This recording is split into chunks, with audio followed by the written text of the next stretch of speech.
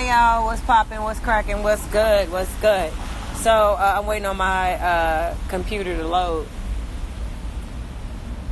I'm gonna go live on Facebook and YouTube and do topic of the day. And I want to use my phone. Hold that thought. Let's try out this flip cam too. Man, I used to be so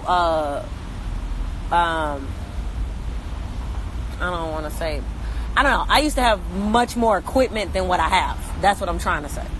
And it's like, oh yeah, like it'd be certain things that I need, and I'd be like, man, I have I don't have that no more.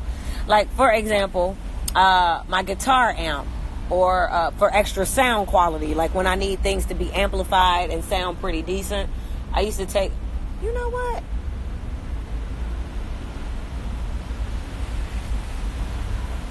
That's crazy. No, I was thinking about the fact that Miami is the birthplace of Zumba. Zumba started here. And I'm a Zumba instructor. And I was just about to share a story with y'all about how I take my guitar amp from different gigs. And I would hook my cell phone up to the auxiliary of the guitar amp. And that shit would amplify it. The sound would fill an entire gym. It would fill an entire auditorium. Just that one guitar amp. Like, guitar amps are real cool. And I had a green screen. I had a Canon camera. So let me find this damn flip. And I kept my flip because, it's like this big. And I had a case for it. So, it's preserved. It has some type of sticky substance on it, though. I don't know how it got on there. I ain't really used it or seen it. So I don't know how that happened. But it's got some stickiness going on. Some sticky, icky. I'm looking for it, gang. Dude, I've been trying to in a video. And it's going on Patreon. But I want to at least put, 5 minutes of it up on YouTube. 60 seconds of it is going to go here. But if you want to watch the full 30 minutes, it's going to be on Patreon. Hold on. And then the other video I made that for YouTube. Like, I want that on YouTube. It's some shit that I had to get out, that I had to say that it's valid. I feel it 100%. I don't take it back. I mean that shit. And moving forward, it's what people need to know and hear. You know what I'm saying? For the last few days, I really just been on... Damn it, motherfucker. I found it. For the last few days, I just been on this tip where I'm like, nigga, I am 37 now. Like, at this point, in real life, there was so many things, truthfully, honestly. And now, after, some of the things I've been subjected to, after a new awakening that's happened, and just other things, just things that I thought were a big deal, and then it get down to it, and it's really not that big a deal, it's really not that serious. I'm just like, which is awesome, because that means I'm at that stage in life where I can really get my Richard Pryor on, and baby, I'm ready for this. I am here for this. What I mean by that, when I say that, Richard ain't give a fuck. Y'all hear me?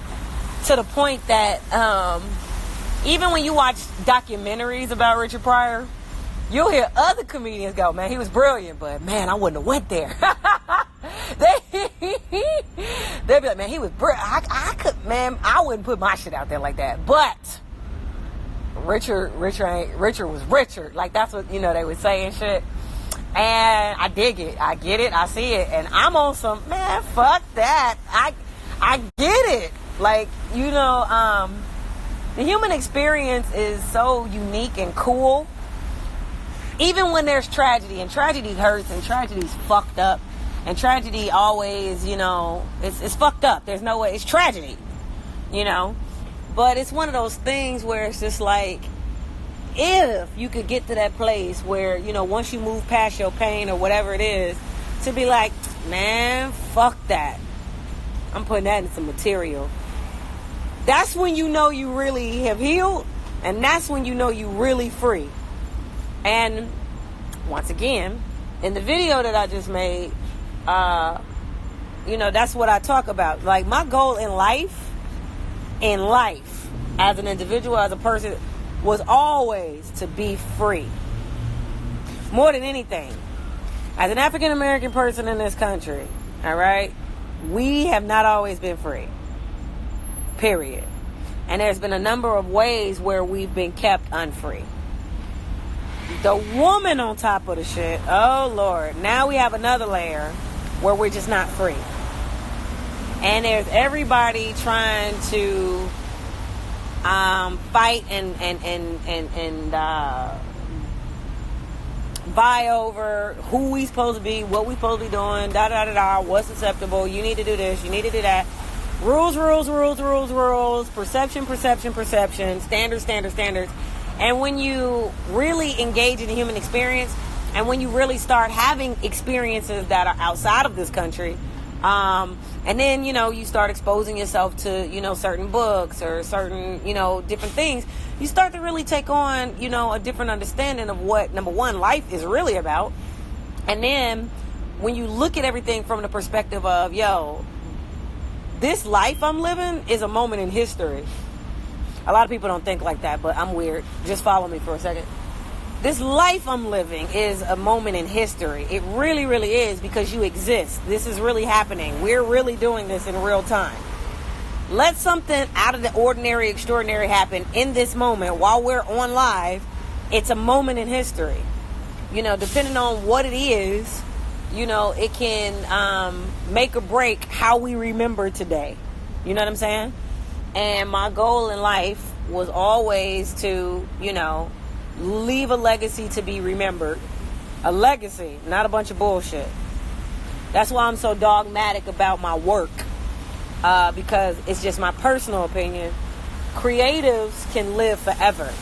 Nobody lives forever. That's not the point. It's not going to happen. You got to make peace with that. But creatives and inventors, which I think inventors are creatives, even though, you know, there's a whole, like, you know, people don't look at scientists and things that are scientific like it's artsy and creating, but it's like, well, what the fuck is it then?